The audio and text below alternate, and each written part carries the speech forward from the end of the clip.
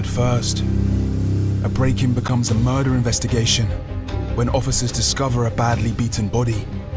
He had face and head injuries and damage to his brain where he'd been beaten inside his house. And the key to solving it could be underneath their feet. We had 3 sets of footprints in the crime scene, and this was really, really important.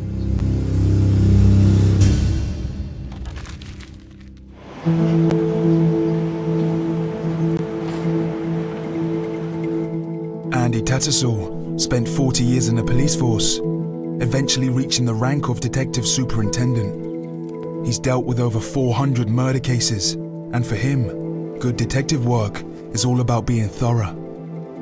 ABC is assume nothing, believe nobody, check everything. There's a D as well, which is detail, detail, detail.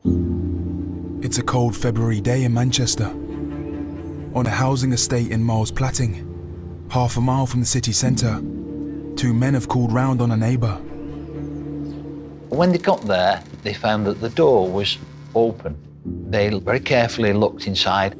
As they went up the stairs, they realised that the place had been absolutely ransacked. The house belongs to Augustine Madulmizia, a Nigerian man who's been living in the UK for more than 30 years. He works in removals, and the neighbour and his friend are looking for help moving some furniture. But they're about to make a shocking discovery. She found Augustine dead in the living room. He and his friend called 999, and ambulance and police were summoned to this scene. The house is immediately sealed off, and the major incident team, led by Andy, are called in. At that point, it's absolutely essential that that cordon is applied to the flat and no one goes in or out of that flat unless I say. But that would be in full protective gear with mask and clothing, because the last thing I want to do is damage or interfere with that crime scene, because a crime scene of a homicide is the most important evidential tool that you have. Every crime scene will tell you a story. Andy needs to discover what the story is here. When we approached, we found that the front door was open, and we noticed that the lock itself had been kicked open and it was lying on the floor. As you open the door, inside the stairway, that's when we saw our first piece of evidence, a pink tissue, which was bloodstained. The bloody tissue could be the victim's, but Andy's training tells him to consider another possibility. I then started thinking about the location close to the city and knowing what the canals are like late at night. Drug addicts will be hanging around that area, but they'll also be committing crime. And when you looked at the scene, it was what I started thinking when I looked at the pink tissue was that there's a link there. Is that from a drug addict who's had a fix and then they put a tissue over just to stem the bleeding, drop the tissue? He makes his way upstairs to the living room. Of course, the first thing I did was look around the house for pink tissues. It could quite easily be the victims, but I didn't find a single pink tissue. I found loads of white toilet rolls, I found loads of white tissues, but I didn't find a pink tissue. The tissue was fast-tracked for forensic testing as Andy and the team go over the scene. It looks like a burglary, with items scattered on the floor around Augustine's body. When we removed the body and conducted the post-mortem examination, we found that he died of head injury, consistent with an assault and attack inside that house. It's then going up a peg, and it then becomes a full-blown murder investigation. Whoever killed Augustine is still at large, and it's up to Andy to bring them to justice. As he pores over the crime scene, outside, the 2 men who originally found Augustine's body approach police officers. They brought to the attention of the cordon officer that, well, their fingerprints might be on one of the cupboards inside because they had a look round. So when then became suspicious of these 2 guys. What's this about? They're asked to provide witness accounts, and one of them has a surprising reaction. he just broke down. He would not stop crying and crying and crying. He became hysterical and he would not stop crying, which a lot of my team and myself became suspicious. What's this about? And then he eventually said he was looking around in the flat after they'd found the body, and he eventually said that he took some keys.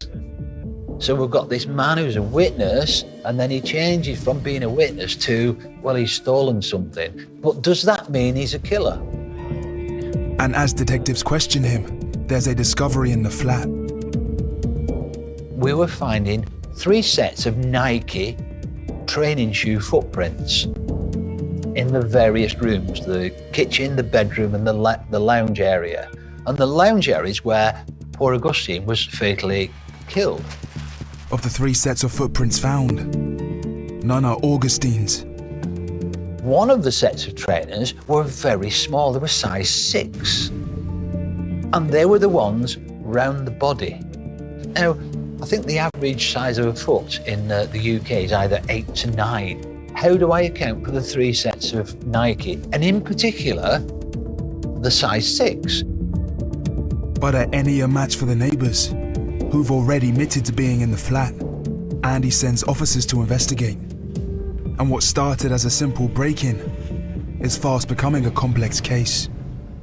It's a very fast-paced investigation. There's lots of pressure coming in on you. We've got to keep on going, keep on going. Andy hears back from forensics on the tissue found near Augustine's front door. I recall receiving the call from the forensic science team late on the Sunday night, and the guy from forensic science told me that they've been able to extract a full DNA profile from the pink tissue. The DNA doesn't match the victim or either of the neighbours. Instead, it belongs to a local man, John Crilly. Andy can discount the neighbours that discovered the body, and police turn their attention to their new suspect. John Crilly was a heroin and crack addict. We had intelligence that he frequented the city centre of Manchester and that he was always on the towpaths, exactly what we were thinking right from the outset. How could a tissue with the blood of Crilly end up in the crime scene? Andy looks into Crilly's known associates. We had information that he and 2 other men were always together, and that one of those men, by the name of David Flynn, was only 5'2", and therefore he would have small feet. Could these men be responsible for the footprints found at the scene? Andy and his team need to act fast. So we went full out to get hold of John Crilly. We wanted to get hold of his clothing and trainers as fast as possible, because trainers and footprints can leave a unique impression at a crime scene.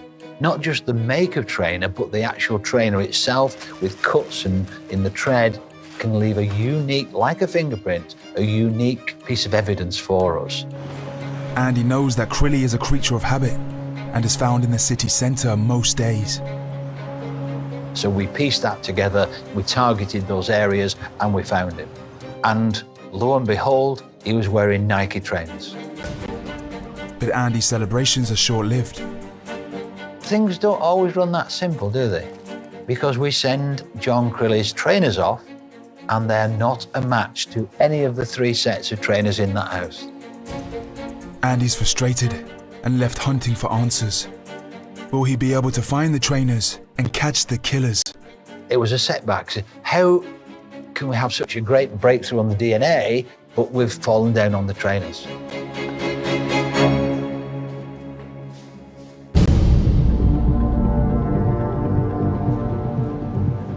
In Manchester, retired Detective Superintendent Andy Tattersall is investigating a suspected break-in gone wrong.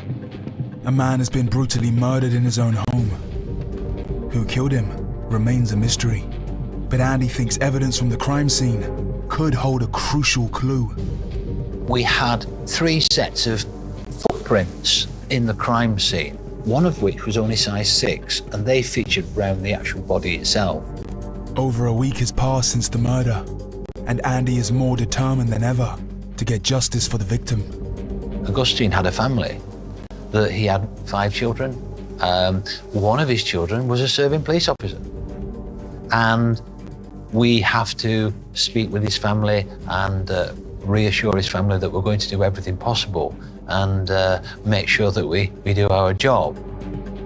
He has a local drug user called John Crilly in custody after his DNA was found on a bloody tissue at the scene.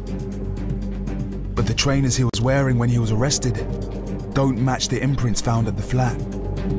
With the custody clock ticking, Andy needs answers. Police start by interviewing Crilly's associates. This guy said, yeah, that John Crilly had been to the house and that he did have some trainers, but they were hurting him. So he wanted to swap, and he had some trainers, and he swapped Nike trainers with John Crilly. Police seize the trainers and compare them to 3 sets of treads found at the crime scene.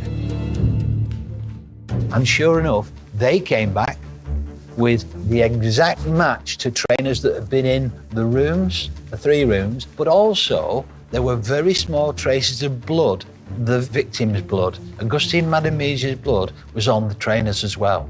So we had what we call the golden nugget. We've got DNA linking John Crilly to the crime scene, and we've got trainers which we can link to John Crilly that were at the crime scene and the victim's blood. In interview, Crilly denies ever being at the flat, but he doesn't have any answers for why his blood was found at the crime scene, or how the victim's blood is on his trainers. John Crilly is charged with murder, but Andy and the team know he wasn't in the flat alone. Who's responsible for the other 2 sets of footprints at the scene? Andy and the team focus on Crilly's known associates. Over and over, the same name keeps coming up. We then had intelligence that John Crilly was associating with one man, David Flynn, and David Flynn was very short, about 5'2", and therefore he was the man most likely to have a size 6 trainer. They need to urgently track him down before he can dispose of any potential evidence. We're also worried about the timescale because we thought, everybody now knows from the 3 addresses that we're looking for Nike trainers. Andy tracks down and arrests Flynn. But what have we got against him? All we've got against him is he's a small guy with a close association to John Crilly. But what made David Flynn even more special was a previous conviction which he had a few years before. He got 9 years for an attack on an elderly man. Flynn's got previous, and the details of that case are eerily similar to Augustine's murder. A break-in and a brutal attack, ending with the victim being beaten around the head. But what evidence do we have about David Flynn? Yes, David Flynn has got size 6 feet. He's got a horrendous similar conviction, but that's all we've got. The clock was ticking and we were forced to release him. It's a bitter blow for Andy. He's now convinced that Flynn was involved, and that with his history of violence, it's likely that he, rather than John Crilly, killed Augustine. This was very, very frustrating. We didn't have the evidence at that time against David Flynn. I need evidence. I can suspect that he's involved, but I need that evidence to charge him. Could forensics link him to the crime scene? It's a huge team and everybody's doing different pieces of work. And we had the fingerprint guys working hours and hours all weekend. And that went on for several weeks, looking for these fingerprints. Meanwhile, Crilly is remanded in prison, awaiting trial. John Crilly started opening up and saying that yes, he was there, that they did go to the house to do a burglary at the house or potentially rob the guy, but they didn't know he was going to be in. And that when they got inside, it was David Flynn who actually attacked him, and he didn't want any part of that. It confirms Andy's hunch that David Flynn was not only involved in the burglary, but that his violent streak makes him the likely killer. But he still doesn't have any proof to link him to the crime. And then suddenly we got a telephone call. We've got David Flynn's fingerprints on items inside that house. It's the key breakthrough. Physical evidence of David Flynn at the victim's flat. We might not have got his trainers, but we can put him in there. Fingerprints clearly linking him now to the murder of Augustine Madamizia. Finally, after weeks of hard work, Andy and the team have their moment of proof. We've now got the evidence for David Flynn. We are aware there's a third man, but we haven't got that evidence. But what is important is that we can account for the size 6 trainers, the Nike trainers that were actually round the body of Augustine. David Flynn is charged with murder, and John Crilly with murder under joint enterprise for his role in the death of Augustine Madamizia. They are both found guilty, with Flynn sentenced to 25 years and Crilly to 20. Despite Andy's efforts, the third offender is never found. It was a difficult case, and I feel that we've got justice for Augustine Madamizia. But that's not the end of the story. After serving 13 years, Crilly appeals to have his murder conviction reduced to manslaughter. I think he'll be the first one to admit that he was a heroin and crack cocaine addict, and his life was just out of control, and that's what happened on that fatal day. It was David Flynn who actually attacked him and inflicted the fatal blows to Augustine. Crilly's appeal is successful, and his conviction is quashed. He admits manslaughter and is released for time served. The criminal justice system and prison sentences should be about rehabilitation. It rarely is. And what makes this case even more extraordinary was the strange twist of events that then occurred. Way back in 2019, when John Crilly visited London to the Fishmongers' Hall just off London Bridge. But unfortunately, Usman Khan was also attending that meeting with one intent: to kill people for his terrorist ideologies. He went there with a suicide vest, apparently, and weapons, and when he got there, he attacked people. People were murdered by Khan, and he would have carried on and committed more, but for the bravery of 3 men.